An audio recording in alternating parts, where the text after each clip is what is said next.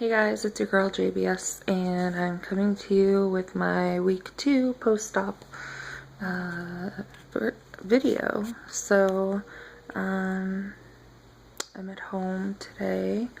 Here's Brooklyn. She's sleeping, and my oldest is in her room cleaning. So I thought I'd do a video real quick. My highest weight ever was recorded is 346 pounds. The day of surgery, I weighed 329. Last week, I lost 8 pounds and weighed in at 321. And this week, I lost 5 pounds, which puts me at 316. And I think that's an overall loss of 30 pounds and 13 since surgery. So I'm super excited about that. I'm also excited. I have 33 subscribers. Thank you all for following my journey and supporting me. It means a lot, so I'm super excited about that. So here are some updates. The first thing I wanted to talk about is I've watched quite a few videos from you all, and some people who are subscribed to me and some who aren't, and I'm hearing a lot of people who are talking about buyer's remorse and just wondering, should I have done this? Was this the right choice for me? Mostly having to do with complications from the surgery. I'm not experiencing any of that. I don't have any buyer's remorse. There's also been a lot of talk about like emotional issues from the surgery, and I'm not experiencing any of that either. But there are some things that I'm experiencing, especially this week, that I wanted to talk to you all about. I'm not sure if it's dumping syndrome that I've been experiencing. However, I've been trying new foods because I can now eat soft foods. And it's not going very well, guys. So I had a couple bites of some eggs the other day. Yesterday? Was it yesterday or the day before? And you definitely learn where your stomach is. So, like, I can feel the food go down. I can feel when it hits my pouch. And when it's something that my body's just not ready for, or it doesn't tolerate anymore, whichever one that is, I'm not quite sure, it hurts so bad. And the only way I can describe the pain is like when I got out of surgery and I woke up from anesthesia and I had this severe pain in my upper stomach that was like gas, or I don't know what it was, but that's the same pain that I'm experiencing when I'm trying these new foods that aren't working very well. So I ate eggs. I could feel it sit in my pouch, and it was so painful. So painful. I started burping uncontrollably. I just wanted to vomit and get the eggs out of me, and my body actually naturally just expelled the eggs, and then I had some relief. But it was the most horrible, horrible pain of my life. I tried eggs a couple days later, and it's not the same reaction at all, but you can just definitely tell that my body's not ready for a lot of soft foods yet. So I think I'm gonna stay and do some more liquids, and then maybe like once a day try to eat something on the soft food diet list, but I'm gonna definitely take it easy. I tried some sausage and ate little, like, I have to chew till it's like mush. And sausage was okay. I had some tofu yesterday.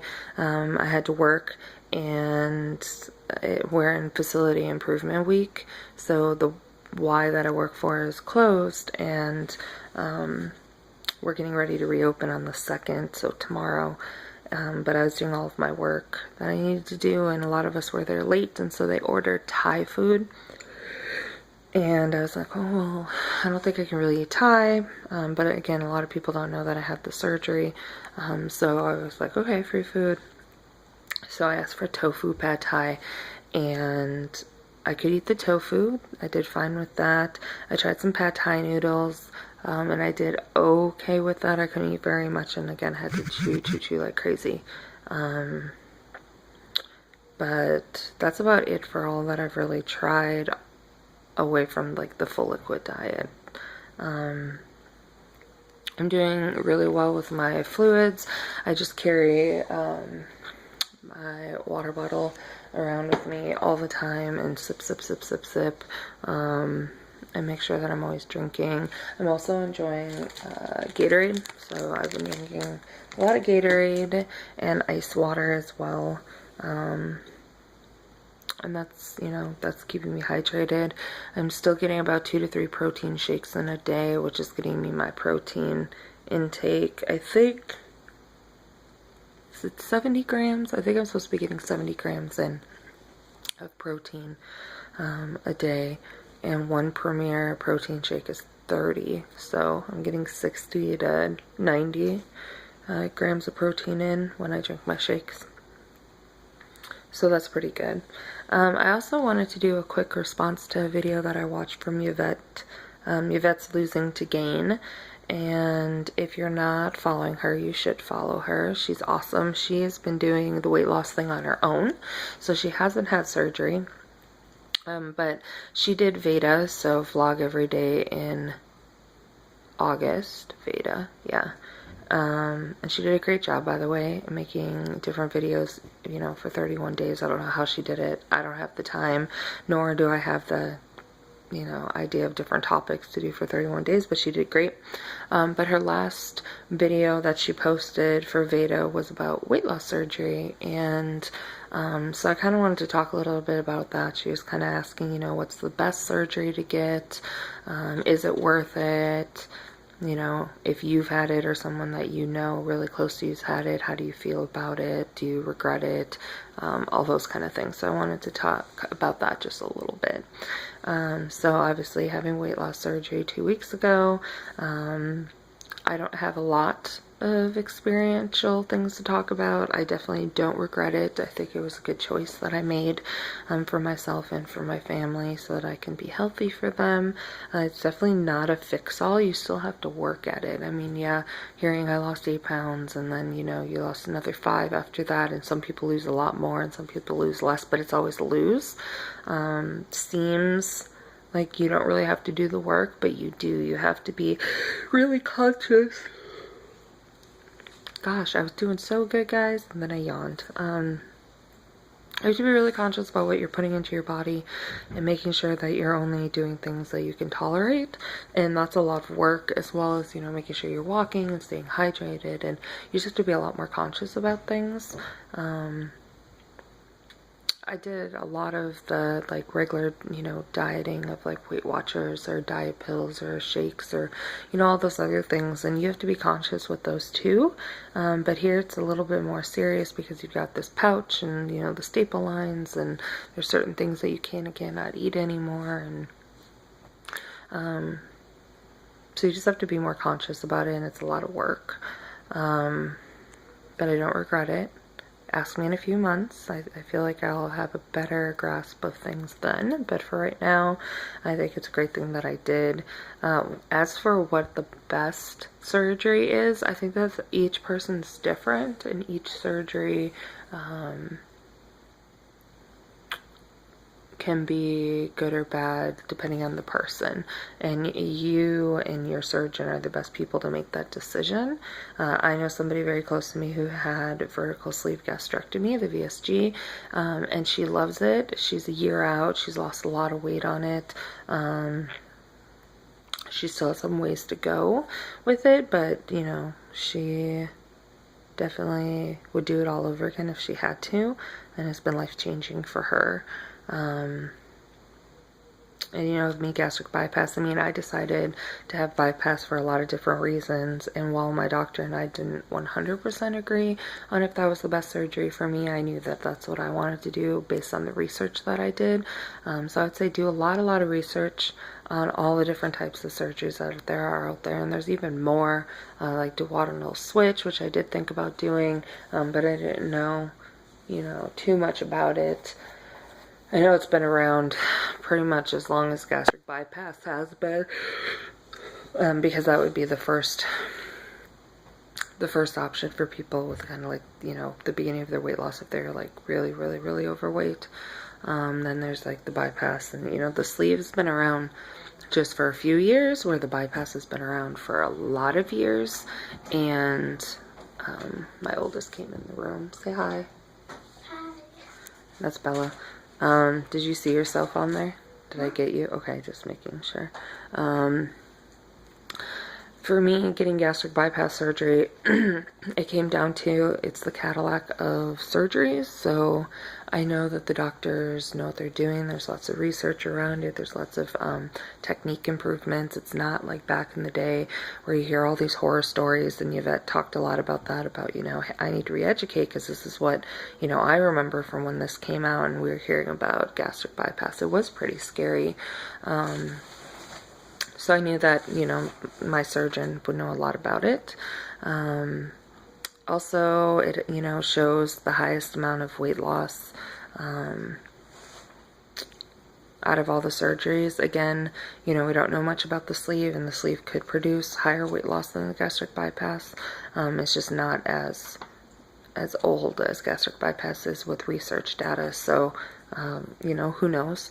In another 5 years from now, we might have different things that say that that's, you know, the better surgery to have than gastric bypass if you're overweight. So I think it's really just kind of dependent. There's lap bands as well, and I know a lot of people who are severely overweight don't think about lap band because we think, oh, it's not going to help us lose a lot of weight.